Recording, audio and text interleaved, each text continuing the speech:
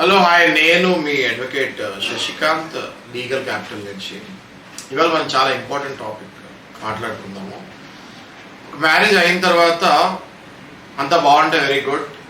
ఒకవేళ గొడవలు అయ్యి డైవర్స్ కనుక ఏమైనా అవుతే ఆర్ డైవర్స్ గురించి వైఫ్ కానీ హస్బెండ్ కానీ ఆలోచిస్తూ ఉంటే ఎన్నో కారణాల వల్ల, ఆ కారణాలు మనం స్లోగా డిస్కస్ చేసుకుందాము. ఒకవేళ డైవర్స్ కన్ఫర్మ్ ఇంకా అని డైవర్స్కి ఒకవేళ వెళ్తుంటే మీరు వైఫ్ ఒకవేళ వర్కింగ్ కాకుండా హస్బెండ్ వర్కింగ్ ఉండి వైఫ్ కనుక తన పుట్టింటికి వెళ్ళిపోయి డైవర్స్ ఫైట్ చేస్తుంటే అక్కడి నుంచి మరి ఇప్పుడు మెయింటెనెన్స్ ఎలా, దాని గురించి ఆలోచించాలి కదా. అందుకే మన చట్టము ఒక ఫెసిలిటీ ఇచ్చింది వైఫ్స్కి. ఎప్పుడైతే మీ మ్యారేజ్ అవుతుందో మీ బాధ్యత మీ హస్బెండ్ తీసుకోవాలి. ఓకే, సో మ్యారేజ్కి ముందు అందరూ తెలుసుకోవాల్సింది ఏంటి అంటే, ఒకసారి పెళ్ళి అవుతుంది అంటే అదొక రెస్పాన్సిబిలిటీ అన్నది అబ్బాయిలందరూ అర్థం చేసుకోవాలి పెళ్ళికి ముందు. ఓకే, సో మనం మాట్లాడేది ఇప్పుడు ఏంటి అంటే, అమ్మాయి పుట్టింటికి వెళ్ళిపోయిన తర్వాత మెయింటెనెన్స్ ఎలా అప్లై చేయాలి, అప్లై చేయొచ్చా లేదా, చేస్తే ఎంత వస్తుంది, ఒకవేళ అమ్మాయికి పిల్లలు ఉంటే ఎంత వస్తుంది, పిల్లలు లేకపోతే ఎంత అప్లై చేయొచ్చు, ఎంత వస్తుంది అనేది మనం మాట్లాడుకుందాం. మీకు మ్యారేజ్ అవగానే మీ హస్బెండ్ స్టేటస్ ఏంటి అన్నది మనకి అందరికీ ఐడియా ఉంటుంది, right? What kind of life style he's leading. అదే లైఫ్ స్టైల్లో మీకు ఒకవేళ డైవర్స్ ఇస్తూ ఉంటే అదే లైఫ్ స్టైల్లో మెయింటెనెన్స్ కూడా ఇవ్వాల్సి వస్తుంది. ఓకే, మీ హస్బెండ్ దగ్గర కోట్లు ఆస్తుండి మీకు నెలకు 10,000 ఇస్తా అంటే అది తీసుకునే అవసరం లేదు, రైట్? సో మెయిన్ ఇంపార్టెంట్ ఇక్కడ ఏంటి అంటే, you have to find out what is the income of your husband or what are the sources of the income of your husband. అంటే మీ హస్బెండ్ జాబ్ చేస్తే శాలరీ ఎంత, ఒకవేళ జాబ్ చేయకపోతే ఎక్కడెక్కడి నుంచి ఎంతెంత ఇన్కమ్ వస్తుంది, బిజినెస్ చేస్తున్నాడా లేకపోతే రెంటల్ సోర్స్ ఆఫ్ ఇన్కమ్ ఉందా, అది మీరు చూసుకొని దాన్ని బట్టి మీరు మాలాంటి అడ్వకేట్స్ని అప్రోచ్ అయినప్పుడు చెప్తే మేము క్యాల్కులేట్ చేసి మీకు ఎంత మెయింటెనెన్స్ వస్తుంది మంత్లీ అన్నది క్లియర్గా చెప్తాం.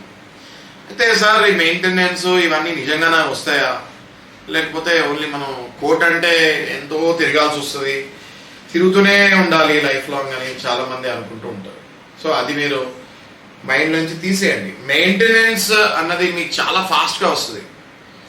With in 3 to 4 months or maximum 5 to 6 monthsలో 100% మీకు మెయింటెనెన్స్, మ్యాక్సిమం 99% మీకు మెయింటెనెన్స్ వచ్చేస్తుంది. ఓకే, సో ఇందులో ఒకవేళ వైఫ్ హస్బెండ్ శాలరీ 1 lakh ఉంటే వైఫ్కి అట్లీస్ట్ మినిమం 30 to 40% వరకు మీకు వచ్చేటట్టు వీ కెన్ ట్రై.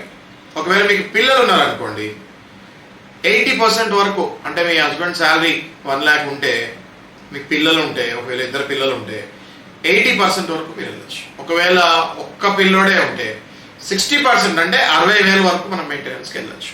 సరే, ఇక మళ్ళీ మీ హస్బెండ్ ఆ కోర్టులో నాకు ఈ ఖర్చులున్నాయి నాకు ఆ ఖర్చులున్నాయి ఇవన్నీ వేస్తాడు. వేసిన తర్వాత మళ్ళీ మీ బడ్జెట్ ఎంత ఉంది ఏంటి అంతా చూసుకోవాలి.